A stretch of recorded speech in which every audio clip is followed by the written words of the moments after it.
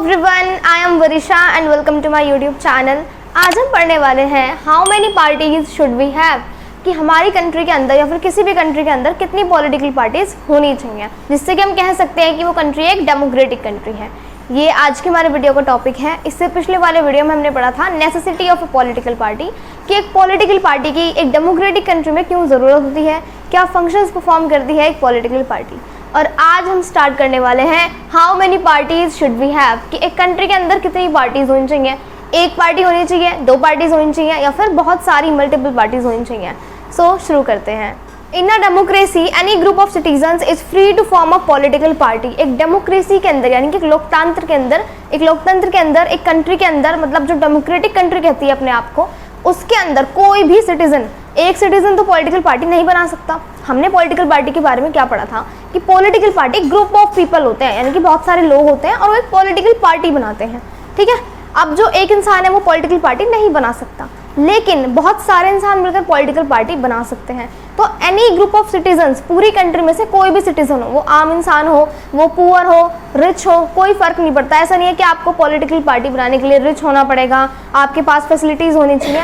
कोई भी इंसान, कोई भी ग्रुप ऑफ सिटीजन्स जो कि एक कंट्री के अंदर रहते हैं, वो मिलकर एक पॉलिटिकल पार्टी बना सकते हैं, कॉन्स्टिट्यूट कर सकते हैं। ठीक है, तो any group of citizens is free to form a political party. कोई भी ग्रुप ऑफ सिटीजन फ्री हैं पॉलिटिकल पार्टी फॉर्म करने के लिए, बनाने के लिए। 750 plus parties are registered with the Election Commission of India. Usually a handful of parties are effectively in the race to win elections and form the government. अभी हाल ही में अगर हम अभी का देखें, हमारी कंट्री के अंदर जो इलेक्शन कमीशन ऑफ इंडिया है, जो कि इलेक्शंस कंडक्ट कराते हैं हमारे कंट्री के डिफरेंट पार्ट्स में, ये एक इंडिपेंडेंट बॉडी है, आपने पढ़ा होगा इसके बारे में। ठीक है, तो इसके अंदर अभी 750 प्लस, यानी कि उस 750 से भी ज़्यादा पार्टीज रजिस्टर्ड हैं पॉलिटिकल पार्टी। तो वैसे तो हमारे इलेक्शन कमीशन ऑफ इंडिया के अंदर 750 से भी ज़्यादा पार्टीज जो हैं रजिस्टर्ड हैं, लेकिन कुछ ही पार्टीज सक्सेसफुल होती हैं एक कंट्री को चलाने के लिए या फिर इलेक्शंस को जीतने के लिए। ठीक है, कुछ ही पार्टीज जीत पाती हैं in the race to win elections and form the government. ठीक है, अब बात ये आती है how many major effective parties are good, कि कितनी पार्टीज अच्छी हैं एक डेमोक्रेसी के लिए, एक डेमोक्रेटिक कंट्री के लिए। हमारे पास कितनी पार्टीज होनी चाहिए? 1 पार्टी सिस्टम होना चाहिए, 2 पार्टी सिस्टम होना चाहिए, या फिर मल्टी पार्टी सिस्टम होना चाहिए। इनको डिटेल में पढ़ने के लिए थोड़ा एक बता देती हूँ कि होते क्या है चीज़ें। ठीक है, तो 1 पार्टी सिस्टम होता है जिसमें कि एक ही पार्टी होती है एक कंट्री के अंदर। ठीक है, ये बिल्कुल भी डेमोक्रेटिक ऑप्शन नहीं है, क्योंकि जब आप ऑप्शन ही नहीं दे रहे हो सिटीजन्स को, एक ही पार्टी है, तो वो लोग उसके लिए ही वोट करेंगे। ठीक है, तो डेमोक्रेटिक कंट्री में 1 पार्टी सिस्टम तो बिल्कुल नहीं होना चाहिए। 2 पार्टी सिस्टम होता है जब 2 मेन पार्टीज होती हैं जिनके बेसिस पर इलेक्शन लड़े जाते हैं। ठीक है, तो 2 पार्टी सिस्टम भी बहुत हद तक ठीक है। और फिर आता है मल्टी पार्टी सिस्टम, जो कि हमारे इंडिया के अंदर भी फॉलो होता है। इसमें बहुत सारी पार्टीज खड़ी होती हैं और फिर इलेक्शंस लड़ती हैं। ठीक है, और सभी को फेयर चांस मिलता है, ऐसा नहीं है किसी के जीतने का ज़्यादा चांस है। ठीक है, सबसे पहले पढ़ते हैं 1 पार्टी सिस्टम के बारे में। Here only 1 party is allowed to control and run government. यहाँ पर क्या होता है कि सिर्फ एक पार्टी ही अलाउ है इलेक्शंस जीतने के लिए, सरकार चलाने के लिए। ठीक है, इसका एग्जाम्पल बहुत ही अच्छा एग्जाम्पल है the communist party in China. China में एक कम्युनिस्ट पार्टी है, वो एक ही पार्टी है पूरी चाइना के अंदर, और एक ही पार्टी सरकार चलाती है हमेशा। ठीक है, वही खड़ी होती है। Note a democratic option. और ये वाला जो चाइना वाला एग्जाम्पल है कि जिसमें एक पार्टी होती है, क्योंकि चाइना में क्या है, कम्युनिस्ट पार्टी। ठीक है, तो ये बिल्कुल भी डेमोक्रेटिक ऑप्शन नहीं है, क्योंकि आप मतलब जो आपके सिटीजन्स हैं उस कंट्री के, चाइना के, उनको आप इतना चॉइस ही नहीं दे रहे हो। उनके पास एक ही पार्टी है तो वो उसको ही वोट करेंगे। ठीक है, तो ये बहुत ही ज़्यादा डेमोक्रेटिक ऑप्शन नहीं है, बिल्कुल भी डेमोक्रेटिक ऑप्शन नहीं है। तो अगर कोई डेमोक्रेटिक कंट्री है उसके अंदर एक पार्टी तो बिल्कुल नहीं होनी चाहिए।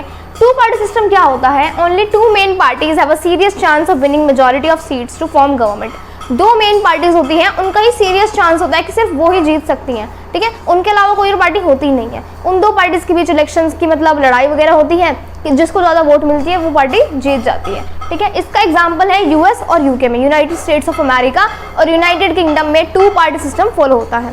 ठीक है, लास्ट वाला क्या है? Multi party system. Multi party system में क्या होता है वो देखते हैं। More than 1 party compete for power and have a reasonable chance of coming to power. It is a multi-party system. जब बहुत सारी पार्टीज होती हैं, मल्टी पार्टी सिस्टम यानी कि 2 और 1 से ज़्यादा पार्टीज फॉर्म होती हैं। ठीक है, क्या होता है? compete for power, पावर के लिए लड़ती हैं कि भाई कौन सरकार चलाएगा। And have a reasonable chance, reasonable chance होता है, ऐसा नहीं है कि बहुत सारी पार्टीज तो हैं लेकिन जीतने की उम्मीद सिर्फ 2-3 पार्टीज की है, ऐसा कुछ भी नहीं है। बहुत सारी जो पार्टीज है, मल्टीपल पार्टीज है, उनमें से कोई सी भी पार्टी जीत सकती है जिसके ज़्यादा इलेक्शंस में वोट मिलेंगे। ठीक है, of coming to power, it is a multi party system. ठीक है, एग्जाम्पल इंडिया में ये जो है फॉलो होता है, हमारे इंडिया में मल्टी पार्टी सिस्टम फॉलो होता है। पर लिखा है अलायंस और फ्रंट। अब अलायंस और फ्रंट क्या होता है? जब 2-3 पार्टीज जो है वो एक साथ आती हैं इलेक्शंस जीतने के लिए, या फिर उनका एक पर्पस होता है कि भाई अलग अलग तो हम जीत नहीं पाएंगे, हम 2-3 पार्टी साथ में आ जाते हैं, अलायंस में आ जाते हैं, उसको हम गठबंधन की सरकार भी बोलते हैं। ठीक है, तो अलायंस और फ्रंट का मतलब क्या हुआ? गठबंधन। ठीक है, ऐसे ही 2004 में जो पार्लियामेंट्री इलेक्शंस हुए थे उनमें 3 मेजर अलायंस हमारे इंडिया के थे। कौन कौन से थे वो? सबसे पहला था उसमें नेशनल डेमोक्रेटिक अलायंस, दूसरा था द यूनाइटेड प्रोग्रेसिव अलायंस और तीसरा था द लेफ्ट फ्रंट।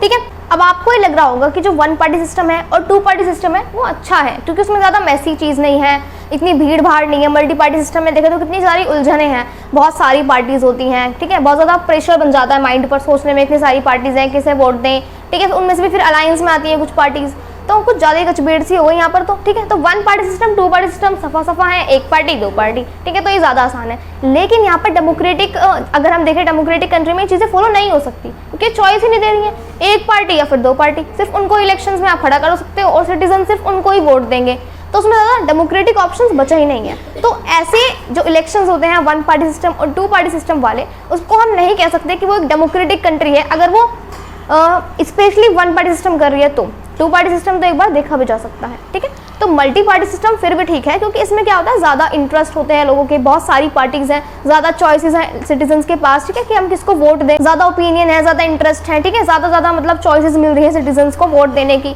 बहुत सारी पार्टीज है, तो मल्टी पार्टी सिस्टम फिर भी एक डेमोक्रेटिक ऑप्शन अच्छा है। तो अब हम अगले पेज पर पढ़ते हैं कि इन तीनों पार्टी सिस्टम में से 1 party system, 2 party system and multi party system में से सबसे अच्छा सिस्टम एक डेमोक्रेटिक कंट्री के लिए कौन सा है, सबसे बेस्ट सिस्टम कौन सा है। तो अब ये क्वेश्चन आता है कि हमें कौन सा पार्टी सिस्टम अडॉप्ट करना चाहिए, 1 पार्टी सिस्टम, 2 पार्टी सिस्टम या फिर मल्टी पार्टी सिस्टम। ठीक है, तो उसका आंसर देखते हैं। The best answer to this question is that this is not a very good question. ठीक है, सबसे अच्छा आंसर इस क्वेश्चन का ये है कि ये खुद ही अच्छा सवाल नहीं है, हमें करना ही नहीं चाहिए।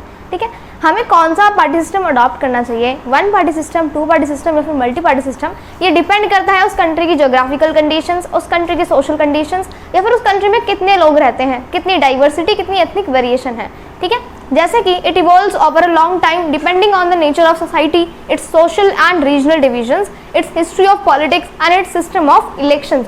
ये जो चीज़ें हैं ना कि भाई हमें कौन सा पार्टी सिस्टम अडॉप्ट करना चाहिए, जो आज हमारे India multi party system adopt कर रही है, चाइना में 1 पार्टी सिस्टम अडॉप्ट है, यूके यूएस में 2 पार्टी सिस्टम है, ये इसलिए है क्योंकि ये बहुत टाइम के बाद इवॉल्व होकर आया है। उन्होंने देखा है कि हमारी कंट्री में किस टाइप का सोशल कंडीशन है, कैसी सोसाइटी है, किस टाइप की सोसाइटी है वहाँ पर, कैसे लोग रहते हैं, कैसे रीजनल डिवीजन है। ठीक है, कैसे हिस्ट्री रही है वहाँ पर पॉलिटिक्स की, और वहाँ का सिस्टम ऑफ इलेक्शंस, वहाँ पर इलेक्शंस कंडक्ट कैसे होते हैं। तो जो सारी चीज़ें हैं कि कौन सा पार्टी सिस्टम अडॉप्ट होता है एक कंट्री में, ये इन सारे फैक्टर्स पर डिपेंड करता है। फॉर एग्जाम्पल हम इंडिया की बात करेंगे अभी यहाँ पर।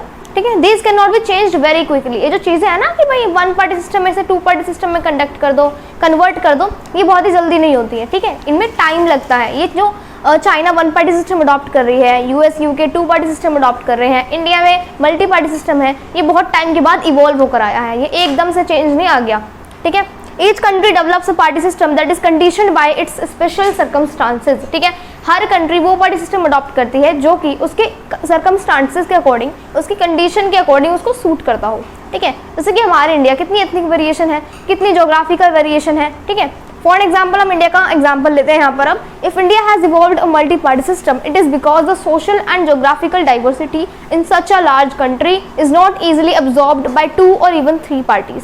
तो अगर हमारे India multi party system evolve होकर आया है ना, हमारे इंडिया में अब जाकर मल्टी पार्टी सिस्टम इवॉल्व होकर आया है, अब मल्टी पार्टी सिस्टम फॉलो होता है, तो इस वजह से नहीं है, ये इस वजह से है क्योंकि हमारे इंडिया की सोशल कंडीशंस देखो।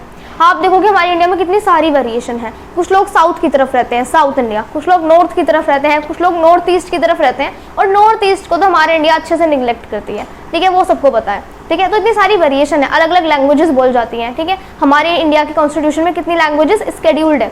ठीक है, उनमें भी ग्रुप्स की भी हैं, और अगर ग्रुप ना करें और अच्छे से सर्वे लें तो पता नहीं कितनी सारी लैंग्वेजेस है हमारे इंडिया के अंदर। फिर कितने मेन रिलीजन्स हैं, कितने छोटे रिलीजन्स हैं, कितनी सारी कास्ट हैं। ठीक है, कितने सारे मतलब चीज़ों पर वेरिएशन है, कितनी मतलब लोगों की थिंकिंग अलग होती है। ठीक है, लोगों के लिए डेवलपमेंट का नोशन अलग होता है। ठीक है, कि डेवलपमेंट क्या होता है, हमने देखा था इकोनॉमिक्स के चैप्टर नंबर 1 डेवलपमेंट में कि जो लोगों की अंडरस्टैंडिंग है एक कंट्री के डेवलपमेंट को लेकर वो भी अलग अलग होती है। तो वो उसी हिसाब से वोट देंगे कि कौन सी पार्टी को मैं वोट देनी चाहिए ताकि डेवलपमेंट हो। किसी के लिए एजुकेशन सेक्टर में ग्रोथ होना डेवलपमेंट हो सकता है, किसी के लिए हेल्थ सेक्टर में ग्रोथ होना डेवलपमेंट हो सकता है, किसी के लिए पॉवर्टी डिक्रीज होना एक डेवलपमेंट हो सकता है कि भाई पॉवर्टी कम हो गई है, ठीक है। तो सबके अलग अलग थॉट्स हैं, सबके अलग अलग रिलीजन है, सबके अलग अलग लैंग्वेजेस हैं। तो इतनी बड़ी एथनिक वेरिएशन वाली कंट्री में जितने इतने टाइप के लोग रहते हैं, हर चीज़ में अलग है लोग, सबका एज ग्रुप अलग है, सबकी सोचने की चीज़ें अलग हैं। तो सोशल और जोग्राफिकल डाइवर्सिटी, ठीक है, जोग्राफिकल डाइवर्सिटी यानी कि कुछ लोग साउथ में रहते हैं, कुछ लोग नॉर्थ ईस्ट में रहते हैं, कुछ लोग वेस्ट गुजरात वगैरह की साइड रहते हैं, कुछ लोग नॉर्थ में रहते हैं, कुछ लोग नॉर्थ ईस्ट में रहते हैं, ठीक है। तो इतने अलग अलग टाइप के लोग हैं, अलग अलग जोग्राफिकल कंडीशंस में रहते हैं, सोशली अलग हैं, सोसाइटी अलग है इन सच अ लार्ज कंट्री। तो इतनी बड़ी हमारे जैसे इंडिया की कंट्री में is not easily absorbed bye 2 और 3 इवन 3 पार्टीज, ठीक है। तो 2 या फिर इवन हम 3 पार्टीज भी ले लें तो हमारे इंडिया काम जब भी नहीं चलेगा, क्योंकि इतनी सारी एथनिक वेरिएशन और डाइवर्सिटी है, ठीक है। तो हमारे इंडिया सिर्फ 2-3 पार्टी से काम नहीं चल सकता, हमें मल्टी पार्टी सिस्टम चाहिए। लेकिन अगर हम बात करें चाइना की तो उसका 1 पार्टी सिस्टम से काम चल सकता है। ऐसे ही यूएस और यूके का 2 पार्टी सिस्टम से काम चल सकता है।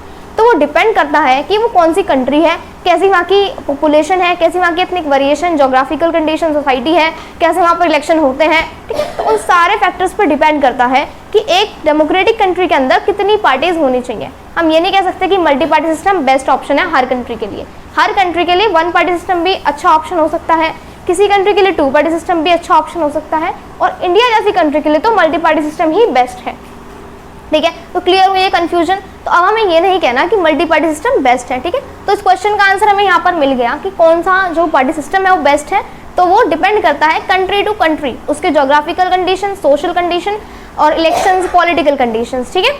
No system is ideal for all countries and situation. कोई भी सिस्टम हर कंट्री के लिए अच्छा नहीं है, वो डिपेंड करता है country to country. I hope आपको आज का टॉपिक क्लियर हो गया होगा, how many parties should we have. अगले वीडियो में हम पढ़ने वाले हैं नेशनल पार्टीज के बारे में, कि मेनली बात करें तो कौन कौन सी पार्टीज नेशनली हमारे इंडिया के अंदर हैं। So that's all for today, thank you.